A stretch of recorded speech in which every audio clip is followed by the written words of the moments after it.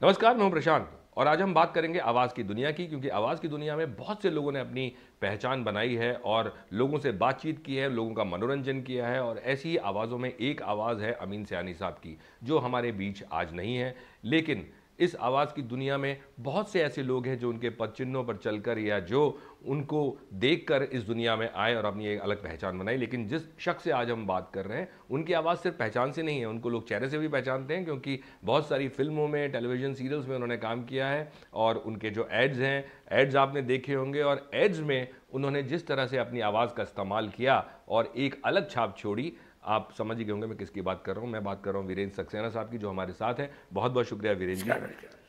सबसे पहले तो मैं आपसे यही पूछना चाहूँगा कि अमीन सयानी साहब के बारे में हम बात कर रहे हैं, आज हमारे बीच में अमीन साहब नहीं हैं, लेकिन आवाज़ की दुनिया में जब कोई भी शख्स जाता है, एक्टिंग तो पहला प्यार है आपका, तो क्या सबसे पहले एक वही रेफरेंस पॉइंट आपको मिलता है और आपको लगता है कि कहीं गाए बगाए या जाने अनजाने में वही आवाज़ आपकी ना निकल आए?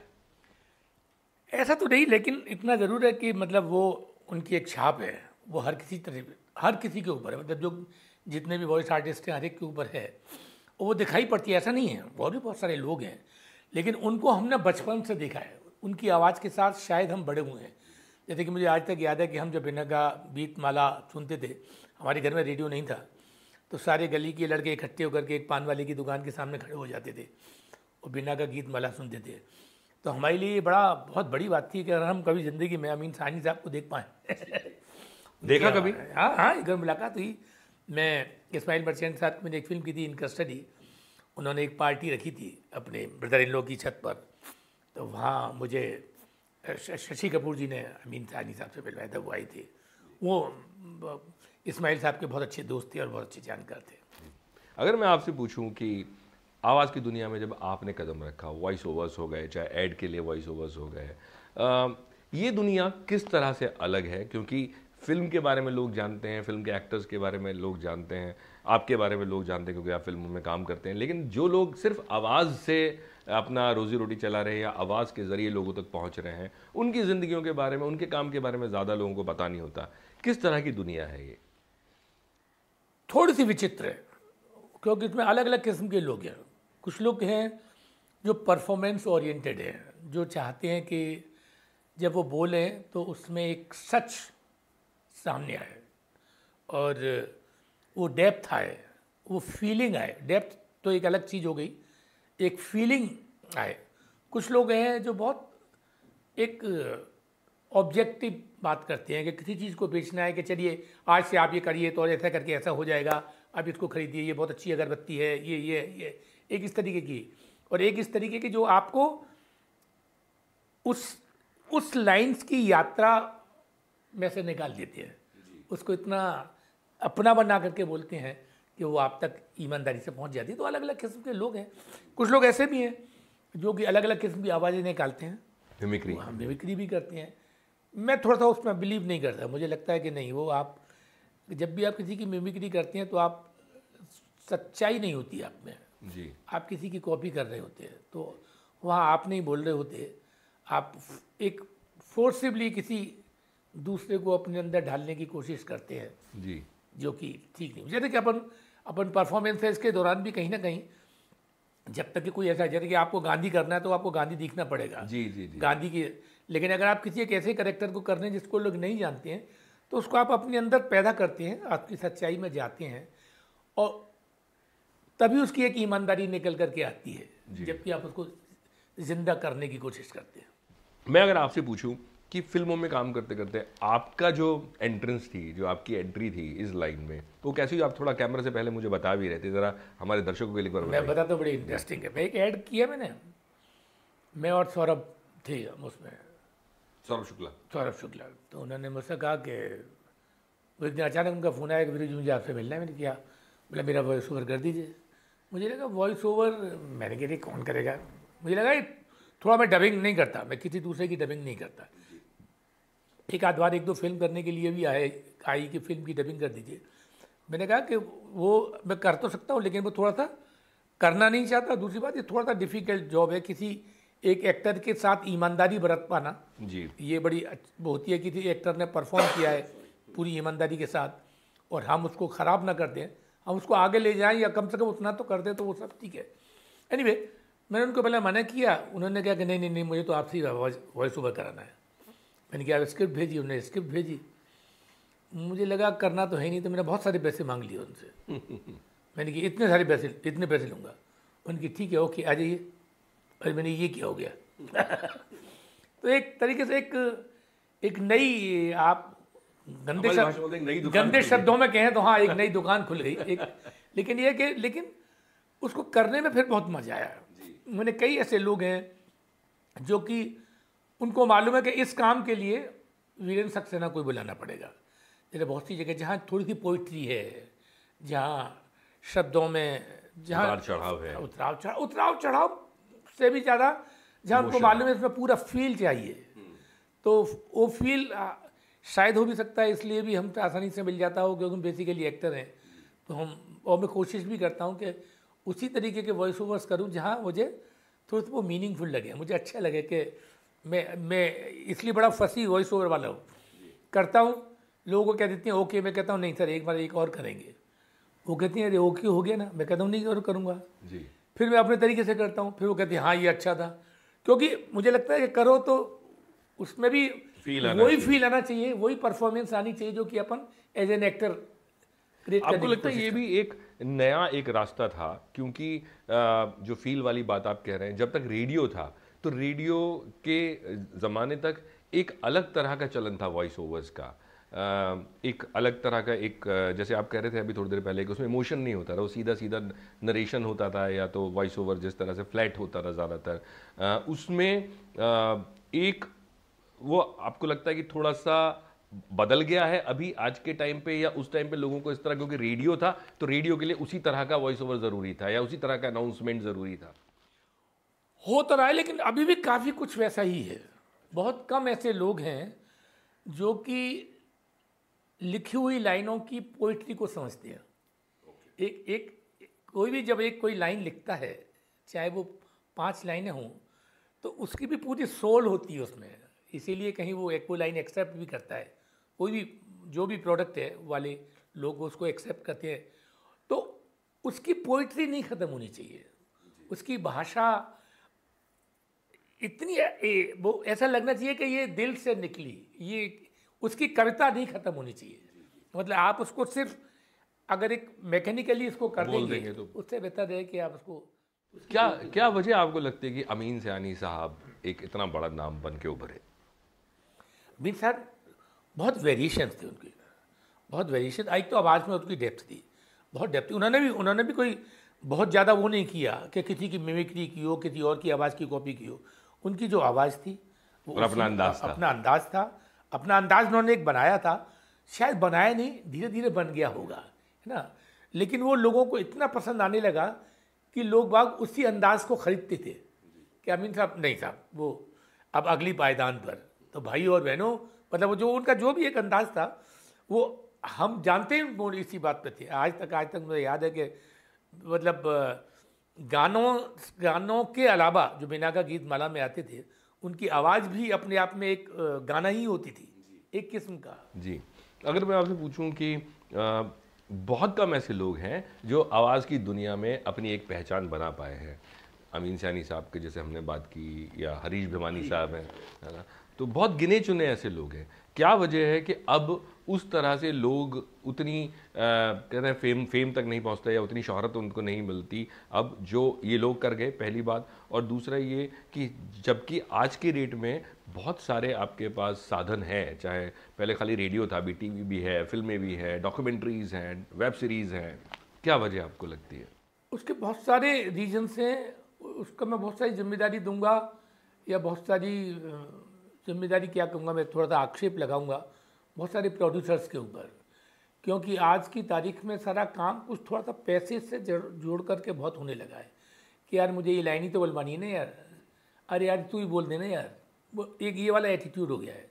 एक वो अपने काम को लेकर के या अपने प्रोडक्ट को लेकर के वो उतनी उनकी जो एक सीरियसनेस जो होनी चाहिए थी वो थोड़ी सी ख़त्म हो रही है। बहुत कम ऐसे लोग हैं, जैसे कि मैं आज तक जानता हूँ, मैं आपको बताया भी शायद कि बहुत से ऐसे लोग हैं उनको मालूम है कि अगर इसमें ज़रा सी भी पोइट्री है तो वो कहते हैं कि नहीं वीरेंद्र सक्सेना से ही कराएंगे अपन। जी। तो मैं, और इसलिए मैं बहुत ज़्यादा काम करता भी नहीं हूँ। मैं देखता हूँ कुछ अगर बहुत ऐसा है कि मुझे कोई चीज़ बेचनी है तो मैं कहता हूँ नहीं यार, ये तो कोई भी कर देगा यार, राइट। सिर्फ पैसे के लिए थोड़ी करना है। मतलब थोड़ा करो तो अच्छा लगता है। जब आप करो भी तो आपको कोई फ़ोन करके कह रहे मैंने आपका वो वॉइस ओवर सुना, बड़ा अच्छा था, तो मन को भी अच्छा लगता है। एक चीज़ मैं आपसे पूछना चाहूँगा, आप तो एक्टर हैं, एक्टर के साथ वॉइसिंग मिलना एक कहते हैं प्लस पॉइंट, बोनस पॉइंट जी होता है ना, आपकी जीविका के लिए भी, और उसके अलावा कि एक कहते हैं ना, अगर किसी को बेचना है वो एड या कोई भी वॉइस ओवर, तो कोई एक प्रोडक्ट, प्लस हाँ। एडवांटेज होता है कि अरे साहब ये वीरेंद्र सक्सेना साहब का वॉइस ओवर आर्टिस्ट तो हैं ही, वो एक्टर भी हैं।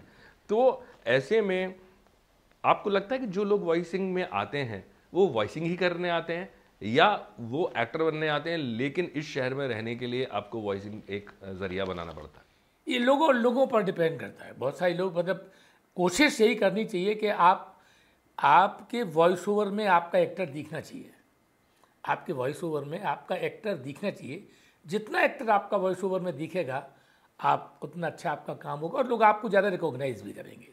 इसलिए आप देखें, जब भी एक वॉइस ओवर के दौरान आप उसको 5 बार पढ़ते हैं, आप अपने तरीके से पढ़ते हैं।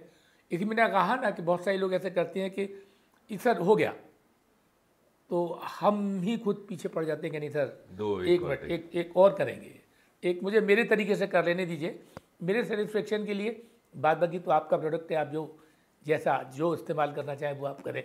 आपका एक्टर नहीं ख़त्म होना चाहिए। मुझे लगता है कि हमेशा वॉइस ओवर में आपका एक्टर दिखाई देना चाहिए। Right, right. तो वो बहुत ज़रूरी बात है। कितनी बड़ी इंडस्ट्री है ये, अगर मैं आपसे पूछूं, और आप? बहुत बढ़िया, बहुत बढ़िया। और बहुत इट्स क्वाइट पेइंग, ऐसा नहीं है। खाली वॉइसिंग के दम पे लोग मुंबई जैसे शहर में अपनी जीविका के अलावा एक ज़िंदगी उस मकाम तक ले जा सकते हैं आप? बिल्कुल ले गए हैं। बहुत सारे लोगों का मैं नाम नहीं लूँगा क्योंकि वो उनको शायद पसंद नहीं आए। बहुत से लोगों ने उसको लेकर के अपने बंगलोज बनाए सर। अंधेरी ईस्ट में देखिए ना, अभी अंधेरी ईस्ट से शायद आप समझ गए हो तो मैं किसकी बात कर रहा हूँ। तो आप देखिए ना, उन्होंने बहुत किया। लेकिन क्या है, मैं ये नहीं कह रहा मिमिक्री करना बुरा होता है, बहुत अच्छी बात है। उनको उनमें वो इतने सारे वेरिएशंस ला सकते हैं, इतनी सारी लोगों की कॉपी कर सकते हैं, ये बहुत अच्छी बात है। उसके फ़ायदे भी होते हैं। आप 15 लोगों की कॉपी कर सकते हैं, तो आपको बना किसी बहुत बड़े की कॉपी करनी है, वो एक्टर अवेलेबल नहीं है, या वो जो भी मॉडल है वो अवेलेबल नहीं है, कोई बड़ा आदमी है और आप उसको कर रहे हैं, तो आपको उसी हिसाब से पैसे भी मिलते हैं। राइट। उस तरीके का एक पेमेंट भी मिलता है। तो बहुत से लोग इसलिए कॉपी करते हैं कि उनको ज़्यादा पैसे मिले। कुछ लोग कहते हैं कि नहीं यार, ये अपना मज़ा आ रहा है, अपन का एक्टर बड़ा होना चाहिए।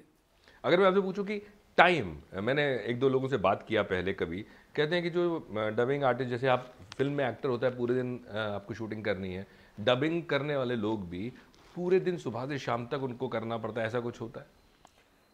डबिंग डिपेंड करता है। आप करना तो है ही, करना तो होता ही है। कुछ लोग कहते हैं कि भाई अभी अपन 3 घंटे करेंगे, कल अपन बाद बाकी 3 घंटे कर लेंगे, क्योंकि आप कहीं ना कहीं की स्ट्रेन तो आता ही है और आपको दोबारा से रीएक्ट करना पड़ता है, री इनेक्ट करना पड़ता है। इन ए वे आप चाहे हाथ पैर ना चलाएं, थोड़ी बहुत तो हाथ पैर चली जाते हैं आपको वो उस तरीके की फीलिंग के लिए, लेकिन आप इमोशनली तो सारा का सारा री इनेक्ट करते ही ना। एक इमोशनल रिएक्शन तो होती है, थोड़ा सा वो स्ट्रेसफुल हो जाता है जी। तो इसलिए जनरली आप देखें, बहुत जनरली लोग प्रेफर करते हैं कि आप अरे आज 3 घंटे करेंगे यार, बाद बाकी जो है वो अपन बाद में कल करेंगे। एक ख़ास फ़र्क जो आपसे बात करते हुए भी मैं समझ पा रहा हूँ, और बाकी लोगों से जब मेरी बात हुई, कि लोगों को जब वॉइस ओवर्स की बात होती है या आवाज़ की बात होती है तो कन्फ्यूजन होता है कि भाई वॉइस ओवर्स और डबिंग, लेकिन ये दोनों चीज़ें अलग हैं, डबिंग और वॉइस ओवर्स। आप हमारे दर्शकों के लिए बताइए कि किस तरह से दोनों चीज़ें अलग हैं। देखिए, वॉइस ओवर में तो कोई आपको कुछ भी नहीं मिला होता, वो आपको खुद क्रिएट करना पड़ता है। वो चीज़ को बढ़ाने के लिए, जो प्रोडक्ट को जिसके लिए आप ये बात कर रहे हैं, उसके पीछे कोई होता नहीं है, आपको खुद क्रिएट करना पड़ता है। डबिंग में आप कोई एक आदमी परफॉर्म कर चुका है और आप उसको कर रहे हो। लिपसिंग अलग करना है। लिपसिंग तो एक चीज़ हो गई, वो थोड़ी सी छोटी चीज़ हो सकती है। सवाल ये कि वो उस राइट मोमेंट पे क्या सोच रहा था, उसके दिमाग में क्या था, आप क्या वो सब कुछ रिक्रिएट कर सकते हो? कहीं ऐसा नहीं हो आपके इस रिक्रिएशन में किसी दूसरे की परफॉर्मेंस खराब हो जाए। राइट। आप एक बहुत बड़ी जिम्मेदारी लेते हैं कि आप लगभग उसी लेवल पर रखें जिससे कि लगे कि यस ये वो ही कैरेक्टर है। तो उसके लिए, इसलिए डबिंग के लिए बहुत ज़रूरी है आपका एक्टर होना और एक सेंसिबल एक्टर होना। एक सेंसिबल एक्टर होना, बहुत सारे लोग तो जाते हैं इमीडिएटली क्या सीन है ऐसा किया, कहने को मैंने कभी डबिंग इस तरीके की नहीं की, लेकिन जैसे मैंने सुना है मेरे बहुत सारे दोस्त करते हो, मैंने उनको एक बार बताया भी, मैंने कि कम से कम तुमको 4 बार वो फिल्म देखनी चाहिए। राइट। आप में पूरी वो फिल्म का वो कैरेक्टर आपके अंदर इतना आ जाना चाहिए कि आप जब बोलें तो उसकी सच्चाई आपके मुंह से निकले। हर डबिंग आर्टिस्ट वॉइस ओवर कर सकता है, क्या her voice over artist dubbing कर सकता है? ज़रूरी नहीं है, ऐसा मुझे लगता है। Her voice over artist dubbing नहीं कर सकता, क्योंकि डबिंग के लिए आपको एक्टर होना बहुत ज़रूरी है। बहुत सारे लोग ऐसे हैं जो कि सिर्फ अपनी आवाज़ के उतराव चढ़ाव की वजह से या उनकी जो एक डेप्थ है उसकी वजह से वॉइस ओवर में है, लेकिन वो एक्टर्स नहीं है। कितना संघर्ष है इस लाइन में? आपने देखा होगा, आप हालांकि एक्टर्स के बीच में रहे, लेकिन आपको बहुत सारे डबिंग आर्टिस्ट या वॉइस ओवर आर्टिस्ट मिलते होंगे। कितना संघर्ष इस लाइन में भी है? होगा तो सही, क्योंकि मैं तो नहीं मालूम, मैंने तो ऐसा कभी नहीं किया, लेकिन मैं एक एक्टर, एक वॉइस ओवर आर्टिस्ट को जानता हूँ, बहुत बड़ा नाम है। वो मेरे साथ एक सीरियल किया करता था और हम लोग रवि राय का एक सीरियल कर रहे थे। तो उसने एक नई गाड़ी खरीदी, तो वो उसकी गाड़ी चला रहा था मठ पर। तो उसने कहा विद्या मेरे को तो भागना है तालाब में, तो इसमें इतने पैसे नहीं मिलेंगे, इससे ज़्यादा पैसे तो मुझे वॉइस ओवर में मिलते हैं। मैंने कहा वॉइस ओवर क्या होता है? उसने मुझे बताया वॉइस ओवर है ये, ऐसे तो मुझे 1,500 रुपये पर एपिसोड मिलता है, वहाँ मैं एक दिन में जाऊँगा अभी तो मुझे 5,000 रुपये मिलेंगे, है ना। तो मैंने उसके स्ट्रगल को देखा, उसने इतना वो समझता गया धीरे धीरे। अभी आज की तारीख में बहुत बड़ा आदमी, उसके 4-4, 5-5 घर हैं उसके पास। अभी नाम इसलिए नहीं लेना चाहता कि नहीं लेना चाहिए, कि उसने अपने आप को मेंटली प्रिपेयर किया कि ज़रूरत क्या है, क्या चीज़ बिकती है। इसलिए वो कई लोगों की कॉपी करने लगा, कई लोगों की आवाज़ें निकालने लगा, सचिन तेंदुलकर की, इसकी, उसकी, उसकी। उसको लगा कि नहीं ये, और ये फैक्ट है, अच्छी बात है, कितनी बढ़िया बात है।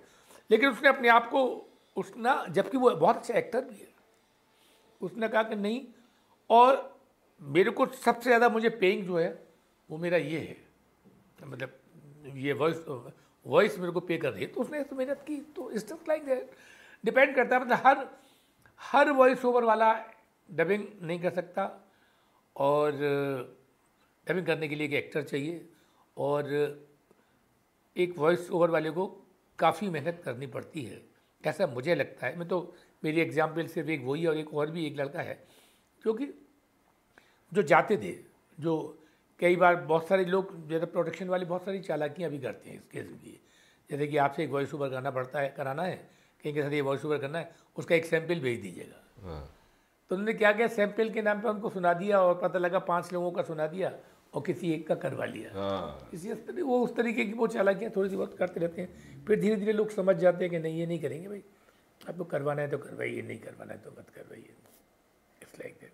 बहुत बहुत शुक्रिया बात करने के लिए और ये रोशनी डालने के लिए इस पूरे वॉइसिंग की दुनिया में। बहुत बहुत शुक्रिया। प्लेजर।